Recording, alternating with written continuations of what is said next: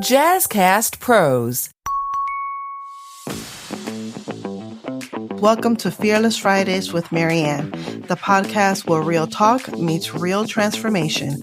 I am your host, Dr. Maryann Rivera-Dannert, and with over 10 years as a life coach, author, speaker, and trainer, I will be guiding you on this journey of healing, growth, and empowerment. Today we have an amazing woman with us who is all things fabulous. Hi, thank you for having me, Maryann. It's really great to be here. My name is Lynn Abate-Johnson, and I am a global community builder, business consultant. I also happen to be an international bestselling author of 2 books, so that's kind of fun. I get to say that now. And yeah, I love to build communities with global companies, and being an author kind of was an accident, but I'm digging it. I like it a lot. So how does one accidentally become an author? Tell us about that. Well, I believe everyone has a book in them, at least one book. And that's true because you have authored more than one as well. Yes. Which are fabulous, by the way. Thank you. I'm a big fan of yours, as you know. And I think that if once you have, some stories kind of about your life, and I write only nonfiction, and it's out of my purpose. The reason that I exist is to reveal new horizons for other people who may think that they're stuck or they're in a unhealthy cycle of some sort. And so I have found that the stories have to come out. And the more our stories are told, the more other people feel permission or have permission to tell their own stories. And what happens from that is kind of a ripple effect, right? People feel more connected to each other. And because of my background as a community builder, I know that people need to feel more belonging and like they have a place to be and they have people to be with and they have circles that they can cultivate for more connection. And I really know for a fact that that's what we need more of in our world today. So I started writing and then published. And the first book that I wrote was for family caregivers. That book I wrote because I all of a sudden became a family caregiver. So for anybody out there in your audience who may or may not be in this situation at this time, first of all, I always say this is the book I wish nobody needed. I love that. And yet I wish that I would have had this book. It's called Out of Love, A Daughter's Journey with Her Mom to the End. And it's specifically written as care for the caregivers.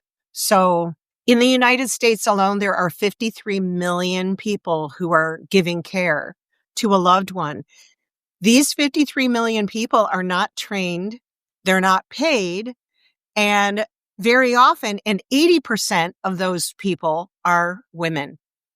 80% of that 53 million. So here we're in a predicament, right? Because when I became a caregiver, all of a sudden, I was working full time in Silicon Valley at a internet startup, and I just was thrust into this role of caregiver that I knew nothing about. And it was for my mom. She had a diagnosis of ovarian cancer. And so I was left to my own devices to just figure it out. So that was in 2011. Today, I'm happy to say that there's a lot more support for family caregivers. It has literally become an industry, the caregiving industry or the care industry.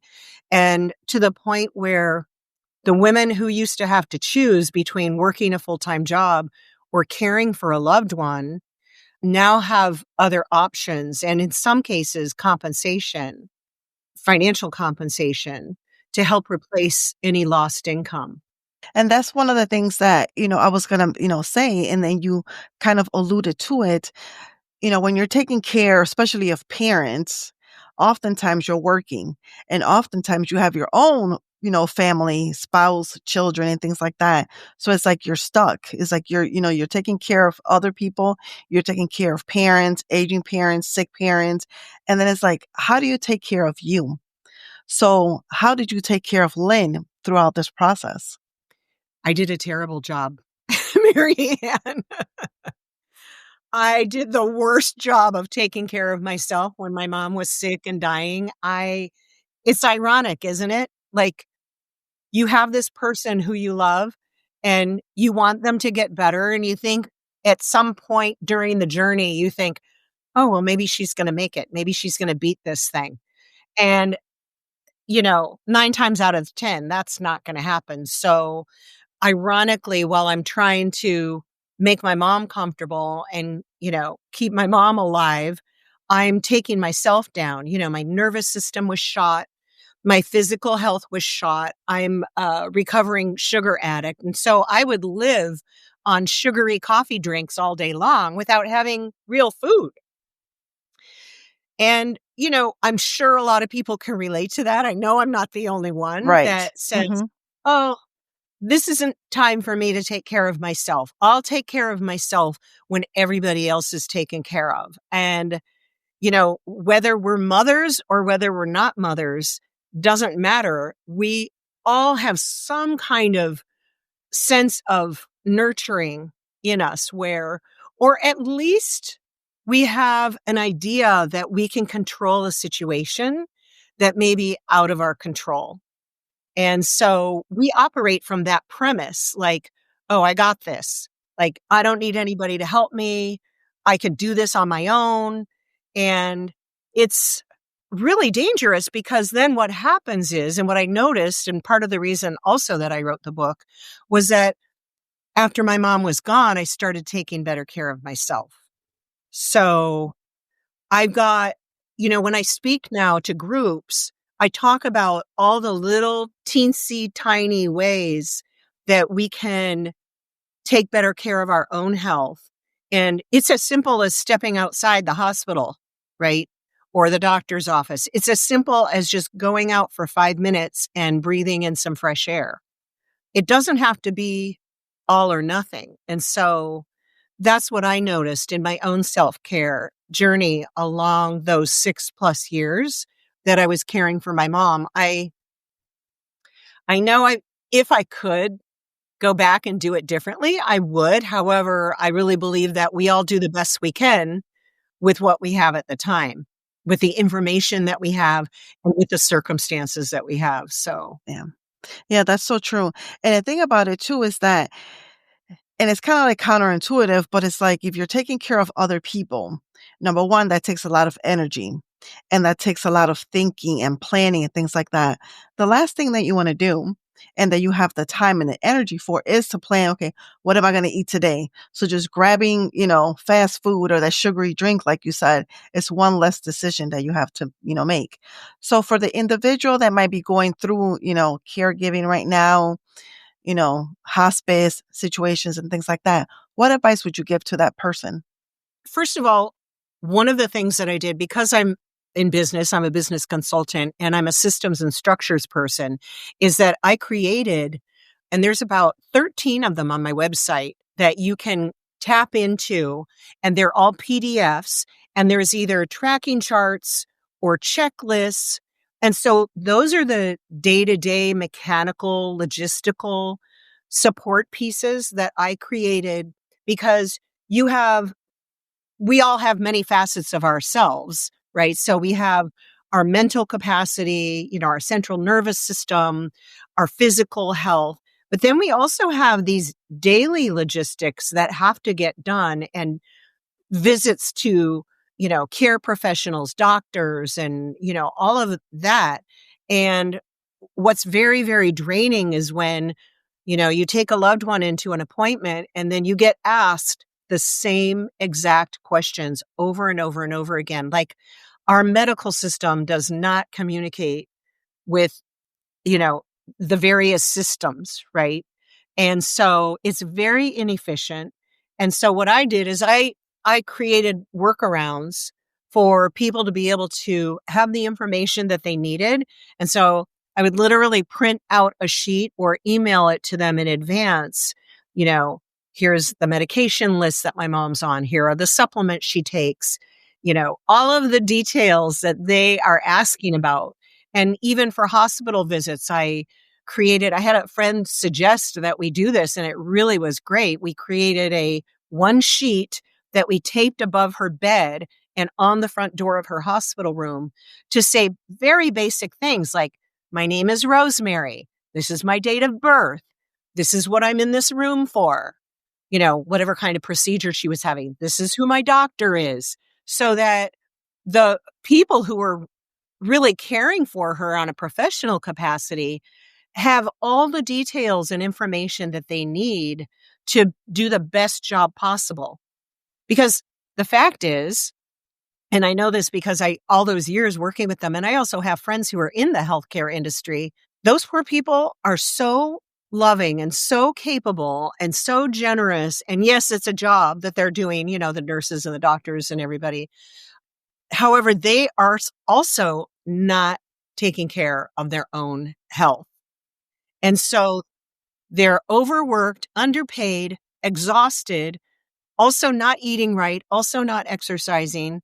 And so, it was just mind blowing to me. When my mom had her big surgery and she was in ICU, and I would say to the nurses, what kind of break do you get? Oh, we get 15 minutes here or there, but we really can't leave the hospital because it takes so long by the time we get on the elevator and we go down to the first floor, or we go up to the rooftop.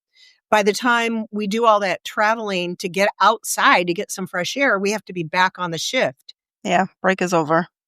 Oh, and then a half hour for lunch. They would only get a half hour to lunch. So what are they going to do? They're going to go to a machine, unless they're preparing in advance, which this is what I've learned since, is to prepare in advance so that we're not caught at the machine buying some treat or some snack that's, loaded with preservatives and sugar. So yeah, it was very eye-opening. And I think, when we talk about women and celebrating women and mothers and nurturers and caregivers, we have to also talk about putting ourselves first. And, it's that old saying, put on your oxygen mask first. There's a reason why that's a cliche. And it's because nothing else really works as well unless you're prepared. Another trick that I do, even now, if I'm invited to a party or some kind of event, I will not show up hungry anymore. Even though I know they're going to be serving food or snacks or something, I will eat at least a little bit of protein before I go. And I'll fill up my tummy just that little bit, just to take the edge so that I'm not showing up ravenous. And I think too, when you make that conscious decision to eat something a little healthier, a healthy snack, protein, and things like that, once you get there, you're not eating and gravitating towards the bad stuff, because that's oftentimes what's served, at parties and events and things like that, and what we often do. Yes. And, going over to the vegetable plate, it isn't satisfying enough, right? Like you could grab a couple carrot or celery sticks, but that's not really going to fulfill you. And what I'm learning these days, because now I work with a nutritionist, which is like, oh my gosh, I wish I would have found her decades ago. It's just crazy. The things that we learn are fulfilling and satisfying to our systems. Like it's science that when we eat certain things, like for me, I know I always need more protein because I forget or I don't think of like getting that protein or those vegetables into my system first. And so these are some little tips and tricks that I have figured out, and I'm still figuring out along the way of trying to get myself healthier because, we're not getting any younger. And so we might as well really be able to function at full capacity for whatever remaining years we have on the planet, right? Very true. Very true. So shifting gears a little bit, you are a business consultant. So how did that come about? Who was Lynn before that?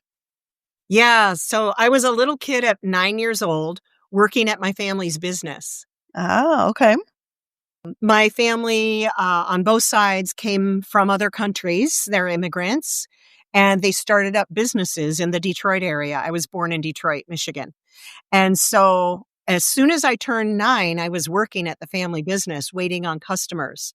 So I've always been customer facing, and later in life that translated into digital marketing. So I'm really a specialist in building online communities globally for brands that have a mission and a purpose that I think is amazing enough to amplify.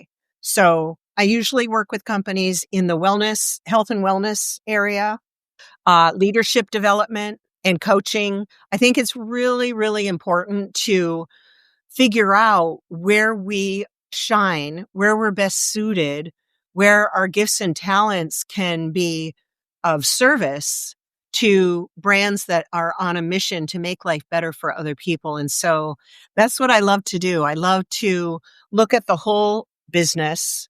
I'm kind of I call it holistic business consultant, but I'll look at the whole business and I'll see what gaps there might be. And I always say that I can see things because I'm out here looking in.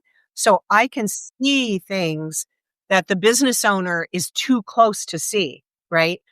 We all have that. Like, I'm too close to my own stuff to be able to see it. So I need to hire other people or to have advisors or coaches. I have my own coach, and, I need to have those people on my team to be able to show me where I am now, where I want to be, and what's that gap, what's missing in between. And I can't always do that on my own. And I don't think any of us can. So when we're in business, it's important to surround ourselves with people who can see those things that we're too close to see. Very true. Is there a common theme that you notice between the people that you work with, like something that pretty much everyone is struggling with and lacking in? Yes. The most common thing I notice in the brands that I have worked with, or at least have interviewed, is patience. Mm. Patience, especially for a young or a new entrepreneur. And I get this. I understand where this comes from. I was very musical in my younger years. In junior high and high school, I played a couple of different instruments, but I didn't want to practice. Right. I just I wanted to go right to Carnegie Hall. We want it now. Yeah. Can anybody else relate? Yep. Like, I wanted to be the best without practicing every day. And so I think that in today's business world, especially, and things, there's a lot of noise out there. And now we have social media, right? And so we're always kind of wondering, oh my gosh, where should I go next? Where should I go next? Like, oh, I'm supposed to be over here. Oh no, I got to be over here. And it's just so overwhelming and time consuming. So when I come in, I help businesses really dissect where they are now, where they want to be, and how they can step by step inch toward their successful goals. And so many entrepreneurs just do not have the patience. They don't, like I always say, they don't have the stomach to just plod along and be consistent every day toward their goals. And very often they'll give up right before a big breakthrough. Yeah, I definitely see that. And I think that one of the biggest hindrance to that is social media, because oftentimes, we see somebody that just pop up and all of a sudden they have, 5,000 followers. The next week they have 10,000 followers, 100,000 followers.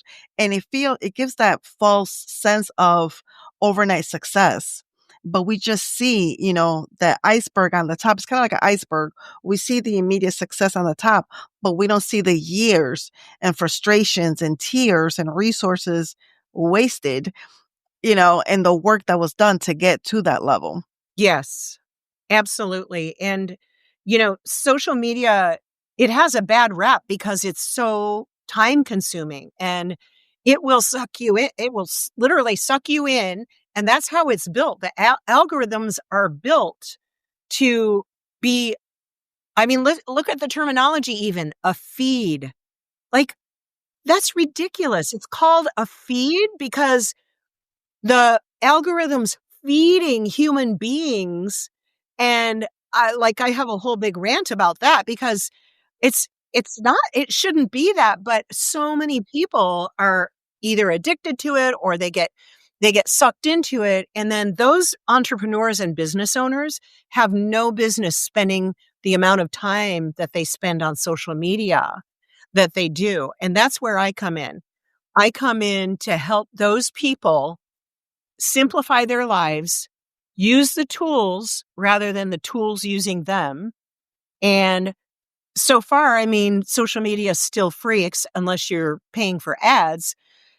And yet it's not free because you're devoting your time, your energy, your mental capacity to just trying to keep up with the Joneses, so to speak. And so I tell people, look, you started this business, you have a passion, you have a gift, and focus your time on those things, those daily things that you're doing to build the business, and let somebody else help you with the social media side of things. It doesn't take that much. It just seems overwhelming to people. So I'll often come in and just try and simplify it for people and help them relax a little bit about all of those shoulds, Yeah. right? Everybody's Mm-hmm. like, you should do this, and you should do that. It's like, no. That's why I created my course. I created a course. It's called Show Up You. And that means show up exactly as you are. And if you're not feeling it, if you're not motivated, inspired, compelled to show up in a certain way, then stay off of it. Don't show up that way. It's kind of like for me, I love to cook, but I have to be inspired. I have to be motivated to get into the kitchen and whip something up. Otherwise, it's just going to turn out like, Yeah. not so That's great. so good. So it's the same thing with, being online or marketing in any way. If it's not you, don't do it. Be you. And that's what I love about how you show up, Maryann, is like, you show up authentically as yourself, and it allows people to get to know you better so that they know if they want to do business with you. If you're their people, they're going to know it, and you're going to attract your people. And, it's not one size fits all. That's so good. So good. So you mentioned earlier on that you have 2 books. So tell us a little bit about the other book that you wrote. Who is it for, and what are you working on in 2025? Yeah. So, well, this is how you and I met. Yes. And we each contributed a chapter to this book, Voices of the 21st Century, Women Empowered Through Passion and Purpose. And my chapter is called You Are Worthy of Love. And you've gotten this feedback too, I'm sure, how there's 45 unique stories of women all around the world who have contributed some kind of inspirational story about resilience, overcoming something. And my chapter, You Are Worthy of Love, was written about a time in my life when I did not feel that I was worthy of love. And I'm really proud that I stepped up to do it. I said yes. And I made it my mission to really talk about something that I had never really talked about before. Like if you didn't read this story, you would never know that me standing here in front of you now went through something like that. And so that's the reason I did it. I wanted to encourage other women to take better care of themselves, to make better choices, because I made terrible choices back in those days when I did not feel that I was worthy of love. And then the next project I have is about redefining matriarchy. And that's a whole other podcast in itself, really, because I think that these days the power of the matriarch is shifting. And so part of that next project is that I will be interviewing people about their roles as young people, and this is for men and women, but especially women from all different backgrounds and cultures. And I have so many questions about who you were as a child and who you are today, and how those roles and expectations are different today than they were when you were a small little person. And so I'm fascinated with, kind of what's going on in our world right now. I believe strongly that women will save the world. And, I heard a quote yesterday, we're not outnumbered, we're out organized. We're out organized. And so it's up to us to have these conversations. Like all of the work that you're doing is so amazing because and I love, thank you for the journal prompts that you sent me when I got my book order from you and all of the little cards that you sent me. And it's just really, we need each other to be in these conversations so that we can figure this stuff out and go forward, linking arms together to fight for what's important to us and to our families. So true. So true. You are on the Fearless Friday podcast. How are you living a fearless life? Wow. I'm constantly reinventing myself, it seems like. I've been doing events locally, with both of my books. So I've been taking my books and I'm signing them. And I also love to sign them and send them around in the United States. So you can get my books on my website. And I love signing them. And I love putting like my words and like your name on the books and then shipping them out. But I also recently rediscovered that I'm a jewelry designer. Oh. And so I'm bringing my jewelry to the events where I have my books. So now I'm kind of like, yeah, I'm an author and I'm also a jewelry designer. And I know it's crazy. The biggest lie I ever told myself when I was a little girl was that I'm not creative. I used to say that all the time. And now I realize everybody is creative. Writing is creative. Making jewelry, definitely creative.